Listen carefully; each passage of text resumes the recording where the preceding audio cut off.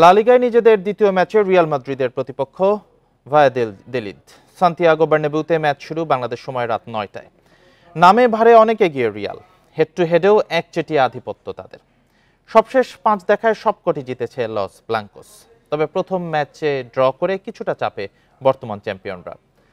ভায়াদোলিদকে হারিয়ে ঘুরে দাঁড়ানোর লক্ষ্য আনচেলত্তির দলের। এদিকে ইংলিশ প্রিমিয়ার লিগে টানা দ্বিতীয় জয়ের খোঁজে রাত ৯:৩০টায় ব্রেন্টফোর্ডের মুখোমুখি হবে লিভারপুল।